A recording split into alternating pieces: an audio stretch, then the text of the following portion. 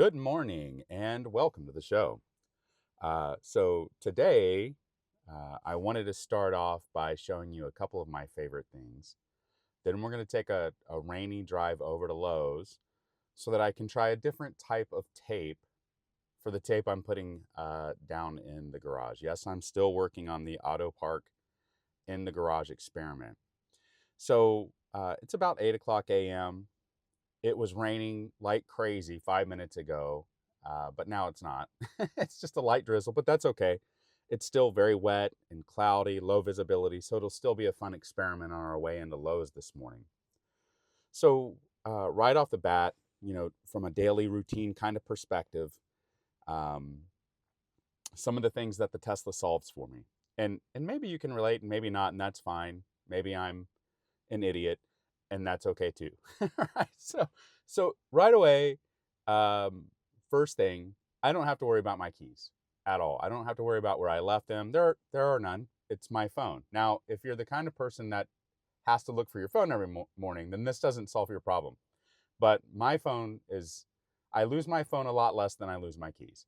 And so now I don't have to worry about that anymore. It's just in my pocket. I'm good to go. I don't have to check for keys. So rock and roll, no key problem. All right, and so then here we are in the Tesla, and another thing that I really love about it is I've got the MyQ subscription. It came the MyQ software came with. I didn't have to buy that. It's just a subscription. It lives right here. If you click the car icon in the lower left-hand corner of the screen, you'll see that your garage door up here. You click on that, and that's your MyQ. I can see that I have an error, which I've never seen before. I like to joke that when I whip out the camera, that's when weird things happen. I don't know what the error is. I'm not sure if it's going to work, but the story is still true. When I leave the house here, and I don't remember what I have it configured to. It might not even load. So there's some error going on, which is fantastic. My cue, Tesla, you missed your shot there.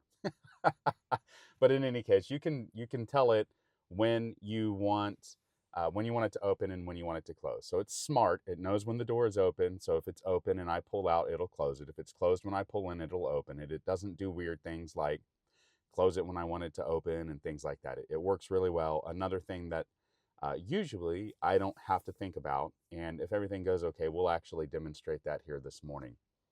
And then the other thing that I love is tap to activate drive, and this is the auto gear selection. I've been experimenting with it over the last couple of days, and I enjoy it. I think it's pretty cool. It knows right now, based on where we're sitting, that we want to drive forward. You can see that it's flashing blue going forward, and when I tap to activate drive, it will automatically put the car in drive, and we'll go. Now, in the spirit of Tesla truths, this is what I've discovered.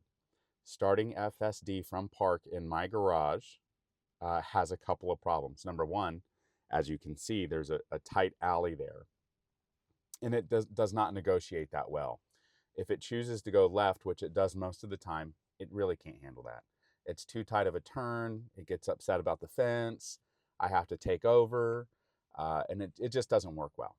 If it goes to the right, it works fine, no problem. But interestingly enough, it usually doesn't choose to go to the right. So I don't start FSD from my garage. Also, a thing that I've noticed is when it is like losing its mind about the fence there, and it's trying to figure things out, it it interferes with the MyQ functionality, and maybe that's what the error came from because I was experimenting with that yesterday. So we will drive ourselves out of here, and then once we get on the alley here, I'll put FSD in. And again, I'm hoping that the rain picks up. I want to really see what it looks like when it's just going crazy out there. An observation, and you'll see this today, is when it's rainy and wet, the car is a bit more conservative. It slows down a bit. It drives a bit more cautiously. And the funny thing about that is that's correct. That's what you're supposed to do when it's not ideal outside. Anyway, let's go ahead and get this party started. We're going to plug in our navigation here. We're going to head over to Lowe's, and we're going to find some really cool, like, brighter tape to put down on the garage to see if I can get this Tesla to auto park in the garage, which is the goal. So let's get rolling. Navigate to Lowe's in Denton, Texas.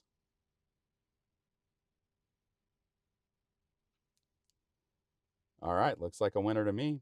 Let's go. So tap to activate drive. You can see the arrow is pointing forward, which tells me the car is going to go forward, and that's it. I don't have to shift, so let's get out of here.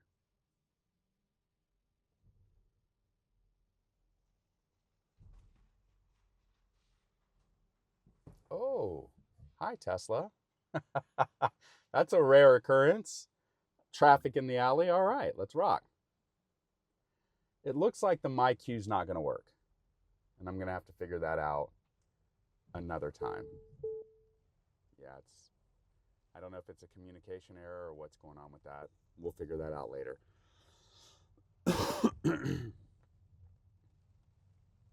All right, so we'll go ahead and engage FSD here.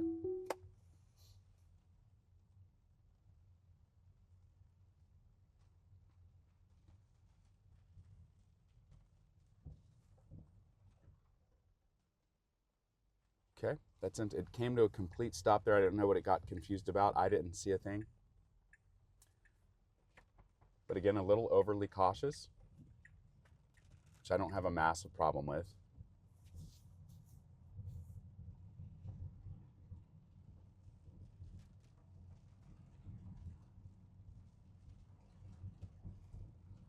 Yeah, I think this is a good test.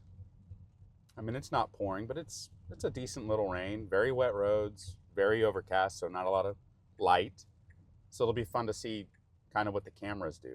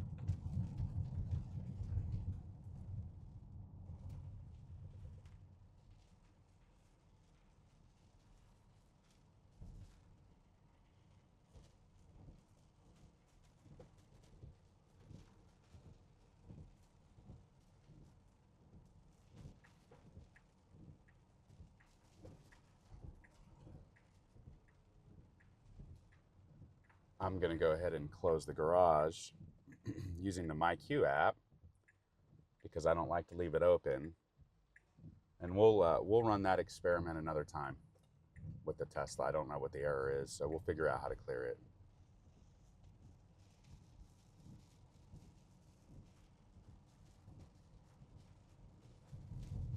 All right, and so it worked fine from the app. So it is a MyQ Tesla problem, not a MyQ garage door opener problem, and we'll troubleshoot that a bit here a little later.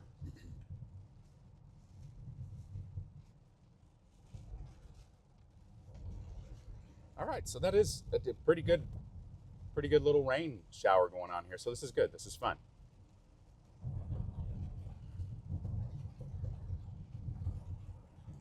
We are driving at the exact posted speed limit. So again, just a bit more cautious. Usually it goes over by, I don't know, 15 miles per hour, whatever feels right.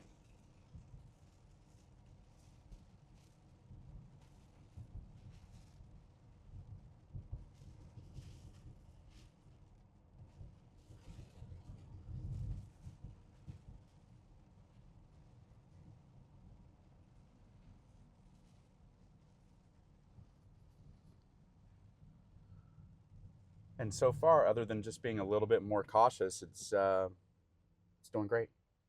No issues.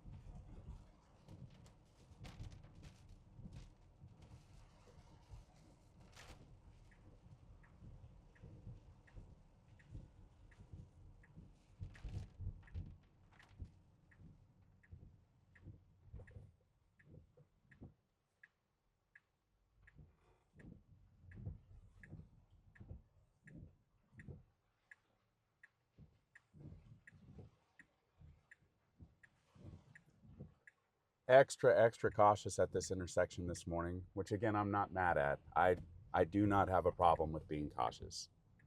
Sometimes the cars behind me have a problem with me being cautious, but they'll be all right.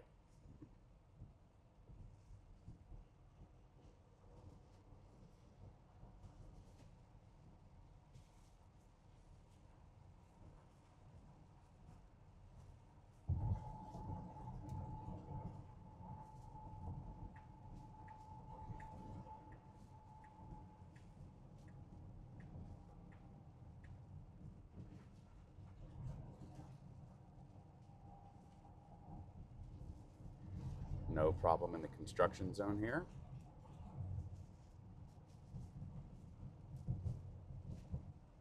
Feels like she's finding her confidence a little bit.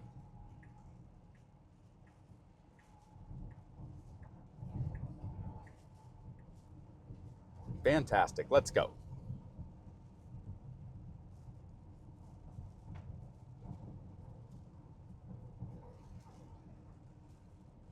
A comfortable 2 miles per hour faster than the posted speed limit.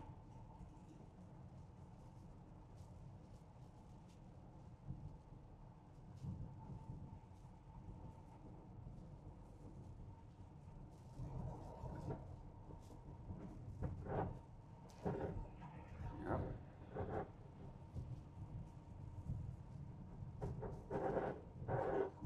Quite a bit of water gathered on the road there. You can feel that.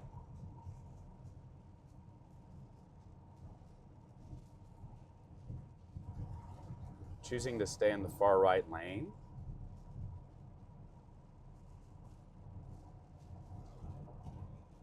Which I don't particularly like because that's where, the water tends to gather on the road. I would probably choose the middle lane if I were driving, but we'll see what she does here.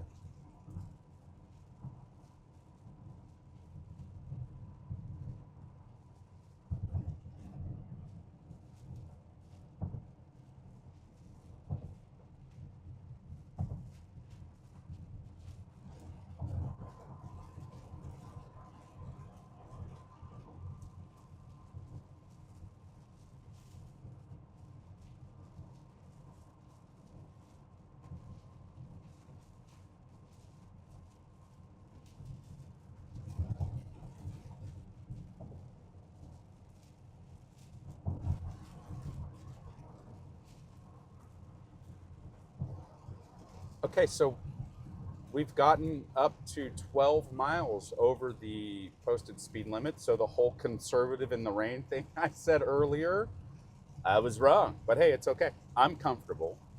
I feel fine with this.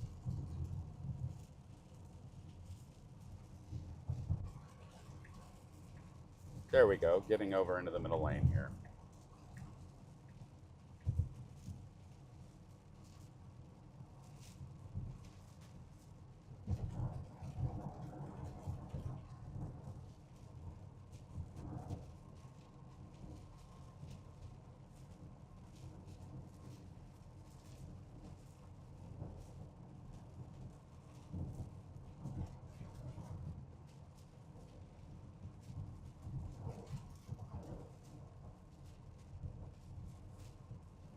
Another experiment that I'm running, in case you care about the behind the scenes things, I was making these videos on a GoPro, but me and the GoPro, we kept fisticuffing. Too many problems. The camera overheats with the battery, so you can't run it with the battery. You've got to run an external charger to it, which isn't a big problem, but stupid, in my opinion. And the Insta360 might do it too. We'll find out. So I would remove the battery from the GoPro, run the USB-C charger to it, and some days it would do okay, and other days it just randomly will stop in the middle of making a video. So I'll be 15-20 minutes into a really cool ride, and the camera would just die. And I thought, well, this isn't going to work for me. I need a camera to do what a camera does, which is record things, and I wanted to do it. I want it to work. Sometimes these videos are 5 minutes long, and sometimes they're 40 or 50. Not that you'll sit there for 40 minutes watching me ride around in a Tesla running my mouth, but that's beside the point. So far the Insta360 has been pretty great, and it's running on the battery right now, which I won't do. I am going to use external power. I just wanted to test and see how long it would run before it overheated to the point. We are 6 minutes from Lowe, so hopefully we make it that far. We'll see. All right, cool. So we've got a protected left turn. Oh, well, we won't get to run that experiment right now. I wanted to see, and the traffic is fine. It's not heavy. So in scenarios like this, it's super easy for the car. I wanted a bit of a challenge, right? So the protected left turn with the yellow flashing light and lots of traffic and rain, and that would be a fun experiment, but we're not going to get that today. We're going to get the protected green, and that's too easy for the Tesla. It'll just go like it's supposed to, so that's fine. We'll get some more content with, so last night I was driving home from dinner in Denton, Texas, and my wife and I are driving home, and she says, "Hey, I think I want some Starbucks." And I thought, okay, fine, that's cool. So what you do is you press the microphone button here and you add a stop. And so I did that. I pushed the button, I added a stop to Starbucks, and it wasn't unsafe, but man, it was super aggressive. The car got it, registered it in like from 35, 40 miles an hour, took an immediate left, like it aggressively stopped and took that left-hand turn right there, like Dukes of Hazzard style. And there was no oncoming traffic and nothing that I would have considered dangerous, but it was the most aggressive thing I've seen the Tesla do. And I've heard that, when you change your destination or add a stop, that it kind of takes a second to kind of recalibrate some things. But it was, I don't know if it was the best decision because it was super aggressive, but safe. So that was a fun thing.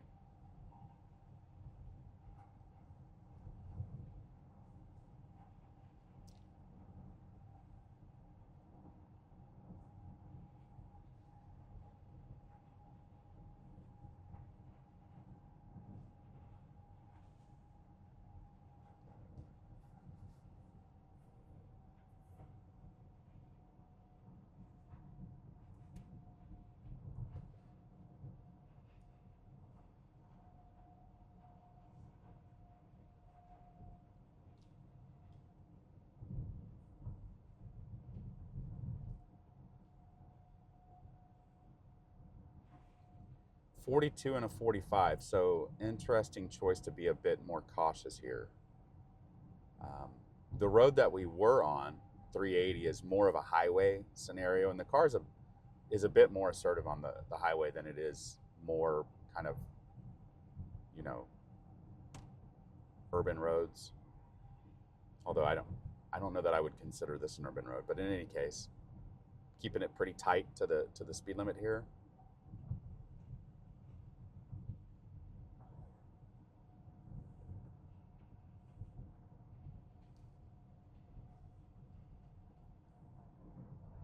The truck behind me is not a big fan of driving the speed limit. We'll see if the Tesla decides to get out of his way after we get beyond this stoplight here.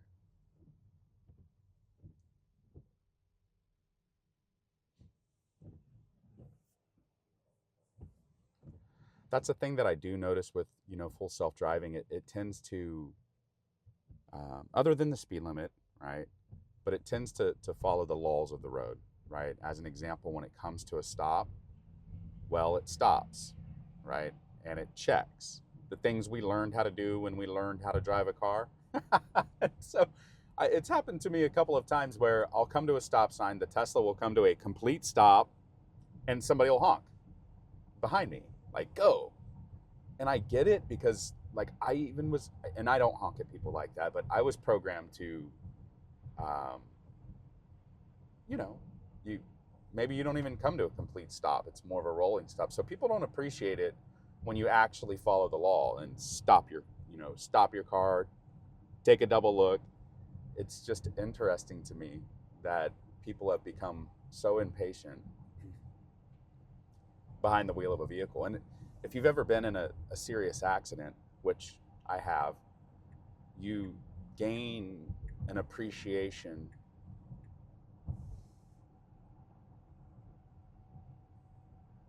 So it just came up and said high chance of fogging, climate set to auto to ensure visibility. And I got to tell you right now, and this will sound stupid, but bear with me, I would buy the car for that reason alone. Like, I've been driving for a long, long, long time. And I've been driving down the road and the window will start fogging up. And so then I turn on the defroster and I set it to high and I try hot and I try cold. And for whatever reason, I've never taken the time to learn the science of what's going on there and whether or not I should put hot air or cold air on it. And that's amazing because now I never have to think about it again. So the car is able to detect, hey, it's going to fog. I'm going to take care of it for you. And I just love all the little things that the Tesla just takes care of for me. Anyway, what I was saying was if you've ever been in a serious accident, you gain a new appreciation or respect for your vehicle. You understand the limitations of the road. You gain an appreciation for it. I mean, at the end of the day, it really is a 2, 3, 4, 5,000 pound trajectory flying down the road at 40, 50, 80 miles an hour. I think people have lost sight of how truly dangerous that actually is. And the Tesla, I think, reminds me that there is a correct way to drive. I was driving through a Walmart, well, right now.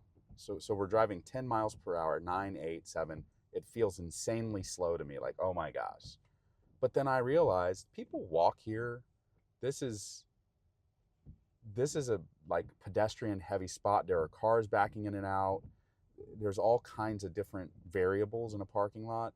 Yet we choose to just zip through them like we're on the highway. I'm going to take it here because sadly it does not do a great job of finding parking and auto parking from full self-driving. I think that is coming in the future. But we'll just, you know what? We'll take that spot right there if we can get it to, yeah. We'll do a little auto park. I think there's literally a car in that spot. Oh, no, there's not. There we go. Okay. So we'll just take that spot right there. And unfortunately, the rain has died down, so now I get to walk into the store and stay dry. So that's fortunate.